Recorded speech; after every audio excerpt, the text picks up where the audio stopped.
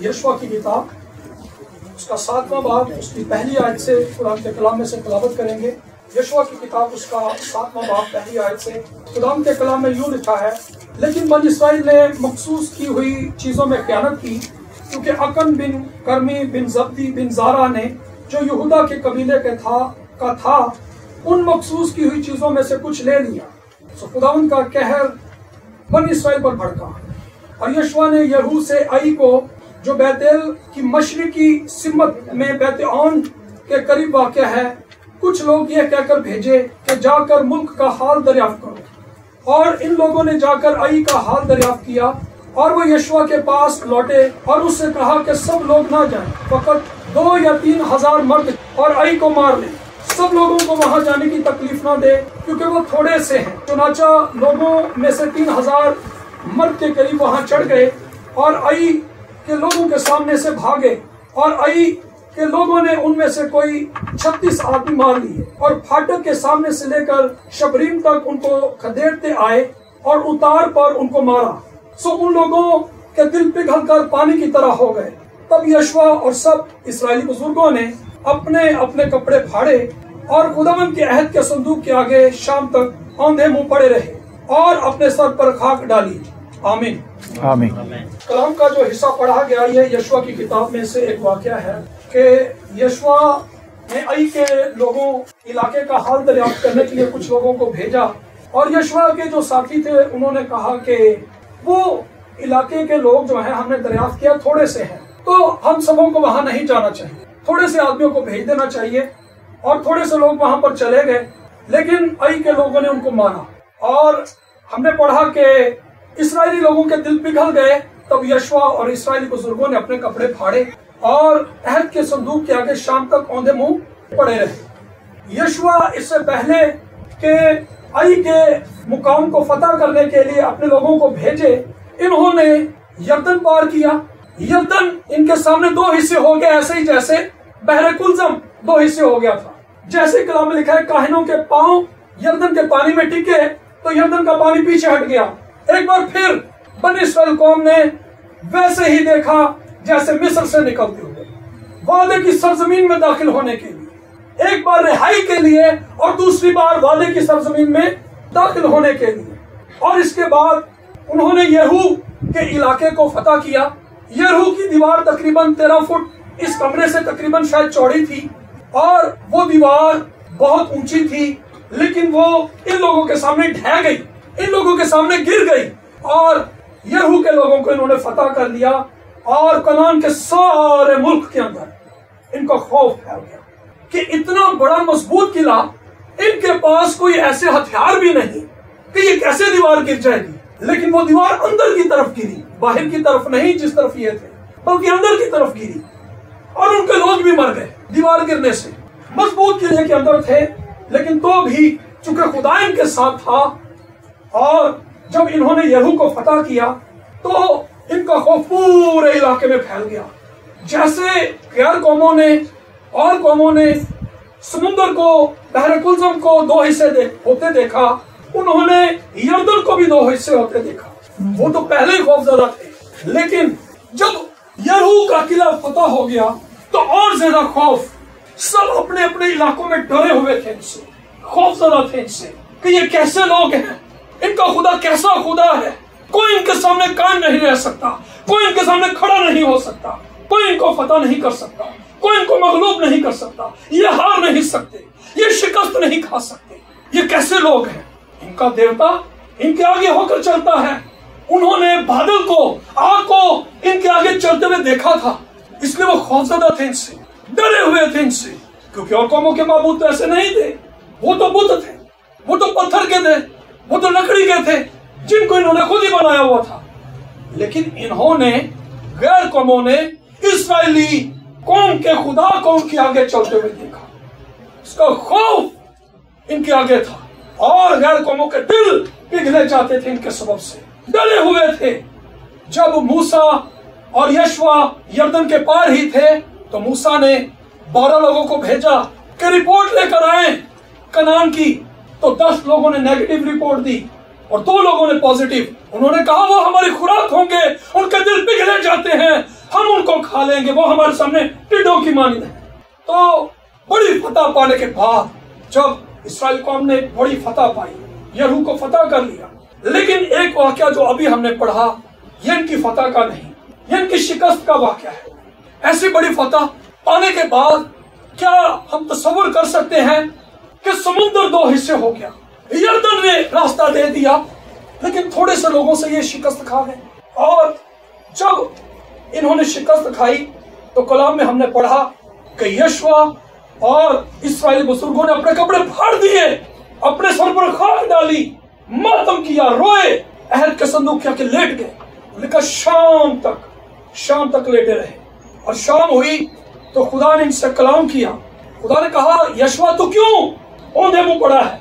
उठ, तेरे लोगों ने गुनाह किया है, इस सबब से आई के लोग फतह पा गए, इस सबब से तुम्हारे लोगों को शिकस्त हुई है।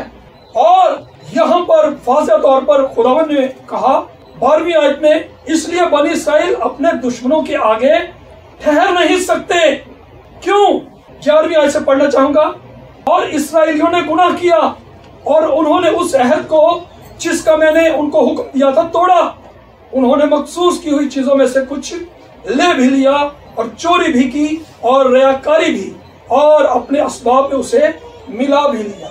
यहाँ पर पहली आयत में हमने पढ़ा एक शख्स अकन, जब इन्होंने यरीहो के किले को फतह किया तो इसने चांदी, सोना और बहुत सी चीजें जो खुदा ने कहा था सब कुछ जला देना, वहां पर कोई चीज वहां पर न लेना, क्योंकि वो गैर कौमों की मखसूस की हुई चीजें हैं जो खुदा के लिए इस्तेमाल नहीं होंगी, वो अपने लिए नहीं लेनी, वो गैर कौमों की है। और इस शख्स ने, अकन ने जो गुनाह किया, उनकी मखसूस की हुई चीजों में से चीजें ले ली, चांदी ली, चादर ली, और चीजों को इसने अपने घर में जाकर, अपने खैमे में जाकर दबा दिया, किसी को नहीं बताया।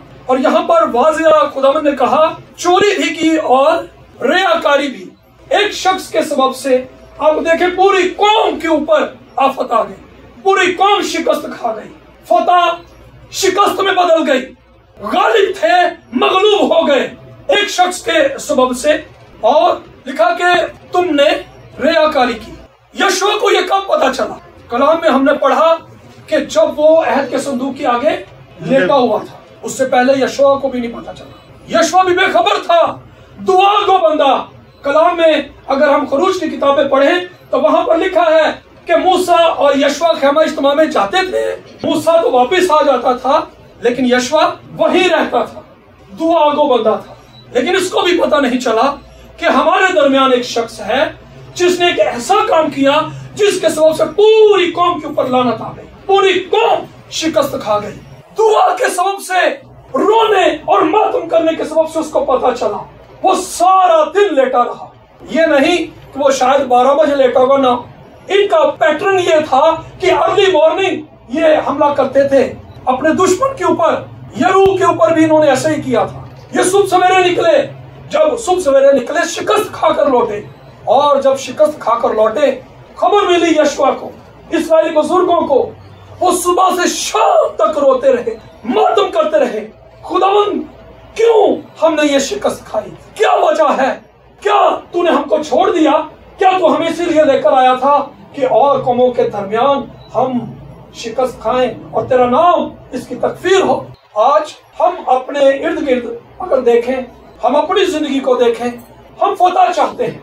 अगर एक फतह आ गई तो उसके नशे में हम भूल जाते हैं कि हमें परहेज करना है, हमें एहतियात से चलना है। खुदा ने हमारी जिंदगी के अंदर मौजज़ा किया है, हमें और खुदा के करीब जाना है।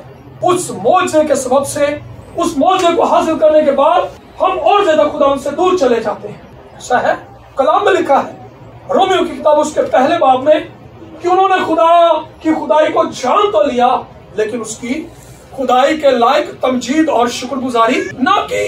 खुदा हमारी जिंदगी के अंदर मौजज़ात करता है, लेकिन हम उसकी खुदाई के लायक उसकी तमजीद नहीं करते। तमजीद का मतलब इज्जत, ऑनर, रुतबा, जिसके खुदा लायक है, जिसका खुदा हकदार है, हम उसे नहीं देते, हम उसका खौफ भूल जाते हैं। यशवा को उस वक्त पता चला जब वो दुआ में था, तब खुदा ने उससे कलाम किया। कोरिया के अंदर हमने एक किताब में पढ़ा, कोरिया रूह की आखिर पेड़ में बात सबने बता दिया हल्की, वो किताब हमारे पास थी, हमने उससे बहुत पढ़ा, लेकिन पिछले कुछ अरसे से वो अब शायद हमारे पास नहीं। हमने बहुत से लोगों को वो कॉपी भी करवा के दी, खरीद कर गिफ्ट भी की। बहुत खूबसूरत किताब। मसीही तारीख में जितनी बेदारियां आई, उनमें सबसे बड़ी बेदारी कोरिया की बेदारी, जो आज तक कायम है। उसकी वजह, कोरिया के लोग दुआ में थे, कोरिया के लोग दुआ कर रहे थे। उनकी इबादतों के अंदर खुदा का जलाल नहीं था, खुदा की बरकत नहीं थी। उन्होंने प्रेयर मीटिंग्स का अरेंज किया, लेकिन दिन ब दिन लोग कम होते चले गए। उन्होंने दुआ को बंद करने के बजाय दुआ को डबल कर दिया। उन्होंने कहा नहीं, हम और दुआ करेंगे, लेकिन खुदा का जलाल उनके दरमियान नहीं आ रहा, खुदा की बरकत उनके दरमियान नहीं आ रही। लेकिन एक रोज जब सब दुआ कर रहे थे, तो एक शख्स बीच में से उठा। उसने कहा कि हम जो बेदारी के लिए दुआ कर रहे हैं, उस बेदारी की राह में रुकावट मैं हूँ वो अकन। जैसे बनी इस्राएल कौम में एक अकन था, उसके सबब से सारी कौम के ऊपर लानत आई और खुदा का जलाल बनी इस्राएल कौम से हट गया। वो शख्स उस कलीसिया का एल्डर था, एक खजानची था। वो क्या करता था कि हदिये में से पैसे निकाल लेता, बड़े जो नोट थे वो गायब कर देता। लेकिन एक रोज जब वो दुआ में थे, खुदा के रूह ने उसको कायल किया, उसको तोड़ दिया। वो अपने गुनाहों पर पश्चिमान हुआ और उसने अपने गुनाह कर, और जो ही उसने इकरार किया, फिर दूसरा शख्स उठा, फिर तीसरा शख्स उठा। वहां पर लोग लोटपोट होने लगे, रोने और चिल्लाने लगे। वहां पर लोग मातम करने लगे, आहो बका करने लगे कि हमने गुनाह किया है, हमने खुदा का गुनाह किया है। क्यों? कि वो खुदा की हसूरी में, वो इसके लिए रो रहे थे, चिल्ला रहे थे, खुदा हमें बता क्या वजह है, क्यों कुदरत हमारे दरमियान काम नहीं करती, क्यों तेरा जलाल हमारे दरमियान में नहीं, क्यों तेरी बरकत हमारे दरमियान में नहीं। हम भी इसके लिए रोते और चिल्लाते हैं कि हम अपनी फैमिली के लोगों को तब्दील होते नहीं देख रहे, नशे के अंदर हैं। सालों से हम चाहते हैं कि ये हमारा बेटा नशा छोड़ दे, वो और छोड़ने की बजाय और नशे के अंदर धंसता चला जाता है। हम चाहते हैं कि हमारे घर के घराने के लोग जो हैं वो रिश्वत देना छोड़ दें, रिश्वत लेना छोड़ दें, लेकिन हम और उसके आदी हो जाते हैं। हम चाहते हैं कि हमारे घर के लोग तौबा कर लें, मसीह पर ईमान ले आए। हम चाहते हैं कि हमारे लोग मिसारों पर ना जाएं, वो गैर माबूदों के पास ना जाएं, वो सियाणों के पास ना जाएं, वो अपने घर के अंदर से दीवा बत्ती बंद कर दें। हम चाहते हैं कि गैर कौमों के लोग तौबा करें, मसीह के जलाल को देखें, मसीह के कुदरत के कामों को अपनी आंखों से होता देखें, मसीह को कलीसिया के अंदर चलता फिरता देखें, मसीह से मुलाकात करें। लोग कहें कि रात को मुझे ख्वाब में यीशु से मुलाकात हुई। लोग कहें कि सरीहन यीशु मेरे सामने आ गया, जैसे साधु सुंदर सिंह के साथ मुलाकात हुई, जैसे पादरी शहजाद साहब के साथ मुलाकात हुई। लोग कहें कि यीशु से हमारी मुलाकात हुई, लेकिन ये गवाहियां कब जन्म लेंगी? खुदा कब हमारी जिंदगी के अंदर काम करेगा? तब जब हम दुआ में जाएंगे। यशवा दुआ में था, वो सोच रहा था कि हम ठीक हैं, लेकिन उसे नहीं पता था कि वो ठीक नहीं है। मैं और आप जब बीमार होते हैं, अभी पिछले दिनों मेरे वालिद साहब के स्टंट डाला है, ग्राफ स्टडी डॉक्टर्स ने की, उनको कार्डियोलॉजी में हम लेकर गए। बाहर से तो अच्छा ही नजर आ रहा है, बाहर से तो सब ठीक है, लेकिन अंदर क्या चल रहा है जब तक उसका मुआयना ना किया जाए, जब तक उसको चेक न किया जाए, कैसे पता चलेगा? हम सीटी स्कैन करवाते हैं, क्यों? ताकि हमारे अंदर जो बीमारी है, जो पुशीदा है, जो हमें नहीं पता, जिसको डॉक्टर्स को भी नहीं पता चल रहा, उसका हमें पता चल जाए, इसलिए हम सीटी स्कैन करवाते हैं। तो मैं और आप जब दुआ में जाएंगे तो खुदा जो हमें अपने कलाम के वसीला से हम पर जाहिर कर देगा, ऐ मेरे बेटे तेरी जिंदगी के अंदर रियाकारी है, ऐ मेरे बेटे तेरी जिंदगी के अंदर झूठ है, तू झूठ बोलता है, तू उस फरीसी की मानद है जो ये कहता है कि मैं इस शख्स की मानद नहीं हूँ। आज कलीसिया का एक बड़ा हिस्सा यही समझता है कि मैं इस फरीसी की मानद नहीं हूँ, मैं उस जैसा नहीं हूँ, मैं उससे बेहतर हूँ, मैं उससे अच्छा हूँ। फर्ज करें अगर पादरी शहजाद साहब की जिंदगी के अंदर 10 कमजोरियां हों और मेरी जिंदगी के अंदर एक, तो यकीनन मैं पादरी साहब को हकीर जानूंगा, पादरी साहब ना होते मैं चंगा चलो एक ही है। हम अपने आप को दूसरे से बेहतर जानते हैं, लेकिन ये नहीं जानते कि वो एक भी 10 से भी बड़ी है। अगर इफिसस की कलीसिया जिसके ताल्लुक से मुकाशवा की किताब में लिखा है, वहां अगर देखें तो कितनी बातें खुदावंद ने गिनवाई हैं। वहां पर आपको मिलेगा, मैं तेरा सबर जानता हूँ। सबर वाली कलीसिया, सबर वाले लोग ईमानदार थे, सबर था उनकी जिंदगी का, बेसब्रे नहीं हो जाते थे कि खुदा होने कर दे। नो, सब्र था कि खुदा अपने वक्त पर हमारी जिंदगी के अंदर काम करेगा। मुसीबत है, कोई बात नहीं, हम खुदा पर ईमान रखते हैं। सब्र था उनकी जिंदगी के अंदर, सब्र से चल रहे थे। और फिर लिखा कि तुम मेरे नाम की खातिर मुसीबत उठाते नहीं थका नहीं। मसीह की खातिर लानतान बर्दाश्त कर सकते हैं लोग। लिखा है लेकिन मुझे तुझसे एक शिकायत, सब्र है इन लोगों के अंदर, ईमान पर चलते हैं ये लोग, लेकिन सिर्फ मोहब्बत नहीं है जी। एक बात, अगर ये बात खुदावंद अगर एक बात ना वहां पर उनको बताते तो क्या उनको पता चलता? उनको तो पता ही यार असी सब्र वाले लोग, असी मसीह की खातिर मुसीबत उठाने वाले लोग, असी ते हालेलुया, असी तो सीधा डायरेक्ट जन्नत से फिर दोस्त में आसमान पर जाएंगे। मसीह ने जाहिर कर दिया कि उसको तौबा की जरूरत है। एक ईमानदार अपनी जिंदगी में 2 बार हकीकी तौबा करता है। एक बार तब जब वो गुनाहगार होता है, जब उसका दिल गुनाहों पर पश्चिमान होता है, वो रोता और चिल्लाता है, अपनी हकीकी हालत को पहचान लेता है, आईना के अंदर अपनी सूरत को देख लेता है। पिछले दिनों पादरी साहब जो है वो डॉक्टर के पास गए, उन्होंने बताया कि इनके चेहरे के ऊपर कुछ दाग आ रहे थे। डॉक्टर के पास गए, डॉक्टर ने बताया कि इस वजह से आप कुछ खाने ऐसे खा रहे हैं, आपको उनसे परहेज करना है, इसके साथ आपको कुछ मेडिसिन यूज करनी है। तो दोनों चीजें डॉक्टर से कंसल्ट किया और डॉक्टर ने परहेज बताया और तीसरी बात दवाई भी दी। तो जब तक हम कलाम के आईना में खुद को देख ना ले, कैसे पता चलेगा मुझे और आपको कि हमारे अंदर क्या है, क्या चल रहा है? हम अपने आप को दूसरों से बेहतर जानते हैं, दूसरों से बेहतर समझते हैं, हम कहाँ पर खड़े हैं। हम खुदा का जलाल देखना चाहते हैं, हम खुदा के कामों को होता देखना चाहते हैं, हम फतह पाना चाहते हैं, हम मगलूब करना चाहते हैं, हम गालिब आना चाहते हैं। हम चाहते हैं हमारे घर के सब लोग तौबा कर जाएं। क्या हमें तौबा की जरूरत नहीं? एक ईमानदार जब दूसरी बार अपनी जिंदगी के अंदर तौबा करता है तो वो तौबा उसकी जिंदगी को, उसके हालात को, उसकी खिदमत को यकसर बदल देती है, क्योंकि वो अपनी हालत को पहचान लेता है। वो खुदा के कलाम की सच्चाइयों को पहचान और जान लेता है कि वो कहाँ पर है, उसे कलाम को किस तरह से जानना और इस्तेमाल करना है। आई कि ये लोग इसराइलियों पर गालिब आ गए। खुदा ने कहा कि बनी इसराइल अपने दुश्मनों के आगे ठहर नहीं सकते। खौफ खुद उनको घेर लेता है। जब खौफ किसी शख्स की जिंदगी के अंदर आता है तो सबसे पहले शक, उसके बाद आता है खौफ के बाद शक, और शक के साथ ईमान कफूर हो जाता है। जब शक है तो ईमान कैसे ठहर लेगा?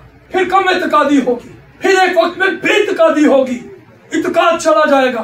तो जब ये आई के लोग फतह पा गए, इसराइली इनके सामने ठहर ना सके, खुदा ने इनको बता दिया क्या वजह है, तुम क्यों गालिब नहीं आए? क्योंकि तुमने चोरी की और रियाकारी की। आज कलीसिया के अंदर रियाकारी की फरमार है। हम कुछ देते भी हैं तो हम चाहते किसी को पता तो चले, ऐसी असी देता है, दरिया सी में शान है, पक्षी असी लवाए ने, अनाउंसमेंट ना हो, नाराज हो जाते हैं लोग। ही असी एडा बड़ा हथिया दिता तो पादी साहब चुप ही कर गए, नाम ना ले ना बताएं, नाराज हो जाते हैं। हदिया इसलिए देते हैं ताकि पादरी की कुर्बत हासिल हो।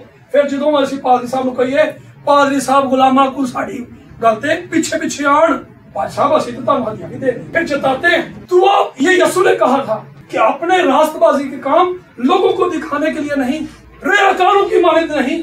जब तुम इस हाथ से दो तो इस हाथ को भी पता, असी हाथ न छाड़ के सारे शहर में पता होगा असी करन की डे। यसू ने कहा था जब तू दुआ करे तो रियाकारों की तरह नहीं।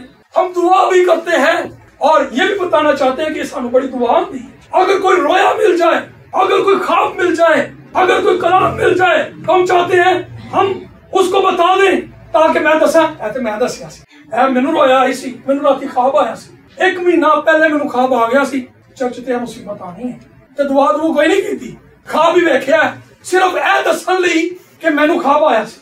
अपने आप को जाहिर करने के लिए खुद परस्ती के अंदर फंसे हुए हम कोई काम हम पोशीदगी में नहीं करना चाहते। हम चाहते हैं कि साडे काम दा पता लगना चाहिए तरीके ना कि असी कुछ किया है। अगर कोई ना भी जिक्र करे तो असी एवं जिक्र कर देने भाई यार बस है भी खुदावंद दी मेहरबानी है।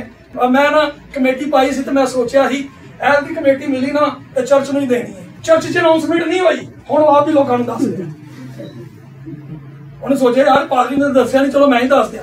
हम कोई काम पोशीदगी में नहीं करना चाहते। यसू ने कहा तेरा बाप जो पोशीदगी में तुझे देखता तुझे अजर क्यों नहीं मिलता?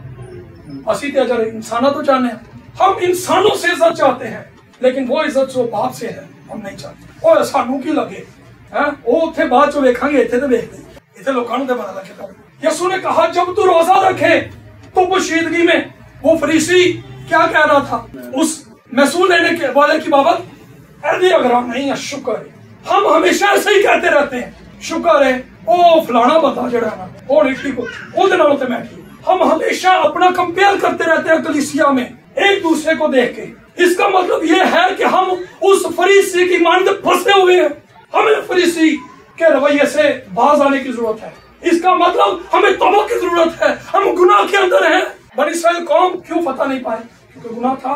क्यों जलाल हमारी जिंदगी के अंदर नहीं? हम ख्वाहिश करते हैं, हम रोते भी हैं, लेकिन क्यों जलाल हमारी जिंदगी के अंदर नहीं आता? क्योंकि हम गुनाह को छोड़ना नहीं चाहते। हम अपना आप भी नहीं छोड़ना चाहते। अपना आप तो हमें सबसे ज्यादा अच्छा लगता, कोई सानू और अच्छा नहीं लगता। जिन्ने अच्छे असी अपने आप में लगते असी किसे मुद्दे बड़ी आसानी नाल ऐसा साइड ते कर देने, लेकिन आसानी नाल अपने आप को माफ भी कर लेते। कोई गल नहीं, फिर मैं की करा, मैं तो इंसान। क्या दूसरे इंसान ने क्या उनको माफी की जरूरत नहीं? अगर हमें माफी की जरूरत है, हम बड़ी आसानी से जो है दूसरों के ऊपर उंगली उठाकर बाकी उंगली अपनी तरफ, फिर भी वो नहीं देखते कि यार ऐसे नाल तो ज्यादा मैंने जरूरत है। यसू ने क्या कहा था मत्ती की इंजील 7वें बाब में? अरे यार कार तू अपनी आंख का शतीर क्यों नहीं देखता? अपनी आंख च एडा बड़ा शतीर तो दूसरे का तिनका नजर आ रहा है। वैसे अजीब गल है, शतीर है नजर दूसरे का तिनका आ रहा है। वैसे तो आजकल सानू अच्छा तजर्बा है, रेत का जर्रा हमारी आंख के अंदर चला जाए तो हमसे आंख नहीं खुलती, लेकिन एडिया गल्लां लैके किसी दूजा नूं वेखण दे आसानी से देख रहे हैं, लेकिन अपने अंदर देखने और झांकने की जरूरत है।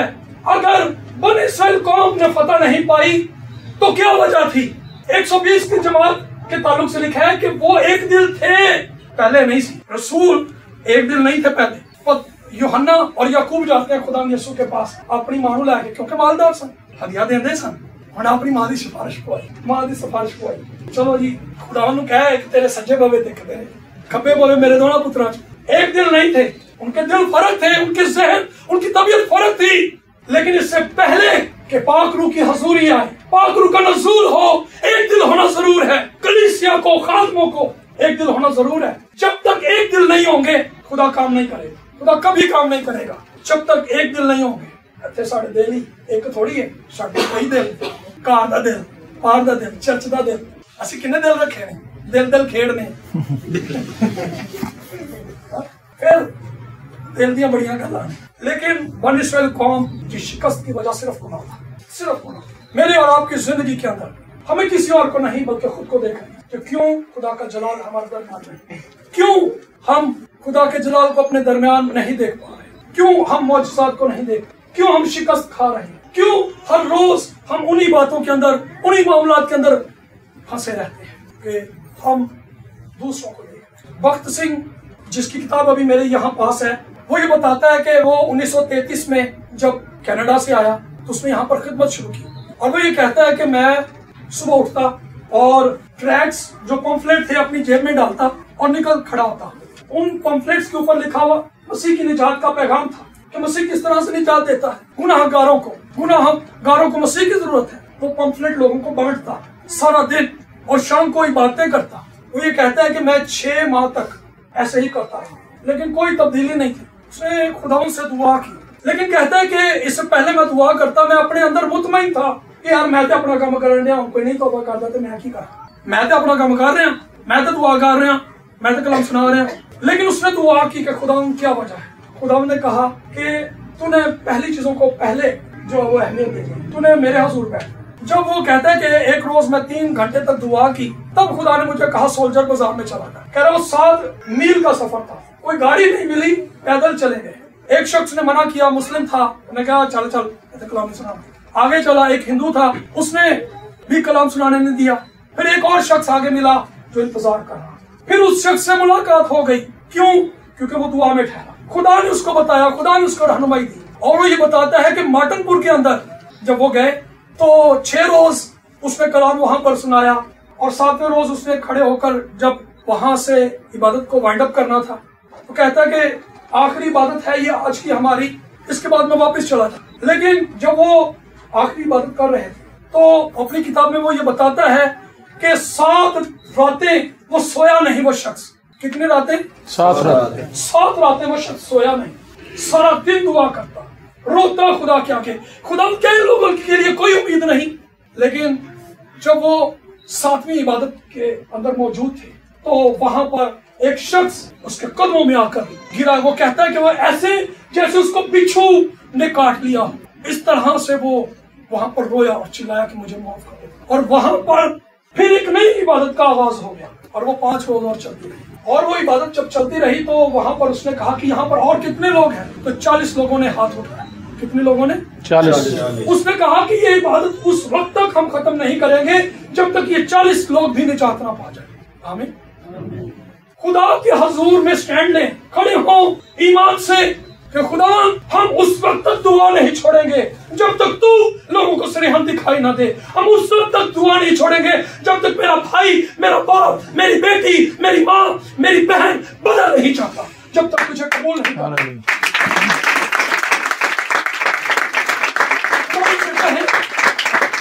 खुदावंद जैसे तूने बनी इस्राएल कौम के गुनाहों को उन पर जाहिर कर दिया, जैसे कोरिया में तूने उनके गुनाहों को उन पर जाहिर कर दिया और उन्होंने अपने गुनाहों का इकरार करके तर्क कर दिया और वो दुआ में झुक गए। खुदावंद हम भी दुआ में झुके रहेंगे उस वक्त तक जब तक हम फतह ना पा लें। तब तक हम तब्दीली को देख नहीं सकते, इसका तस्वुर भी नहीं कर सकते। आइए अपने सर को झुकाएं और अपनी जिंदगी पर गौर करें। हमारी जिंदगी के अंदर क्या कुछ मौजूद है जिसको हमें छोड़ने और तर्क करने की जरूरत है? क्या हम खुदा के लिए कुछ करना चाहते हैं या अपने लिए? अगर अपने लिए करना चाहते हैं तो यकीनन ये गुनाह है। हम कभी फतह नहीं पाएंगे, हम कभी गालिब नहीं आएंगे दुश्मन पर, इब्लीस पर। वो हमारे घराने को, हमारी जिंदगी को, हमारी खिदमत को बर्बाद कर देगा अगर गुनाह हमारी जिंदगी में रहा। एक रोज दाऊद गुनाह में गिर गया, लेकिन खुदा के हजूर में जब उसने अपने गुनाह को जान और पहचान लिया तो उसने खुदा के हजूर में तौबा की। उसने कहा फजल ना अलैना, बख्श गुनाह सब मेरे। अपने गुनाह को पहचानिए और खुदा के हजूर में इकरार कीजिए कि खुदावंद मुझ पर मेरे गुनाहों को जाहिर कर दे।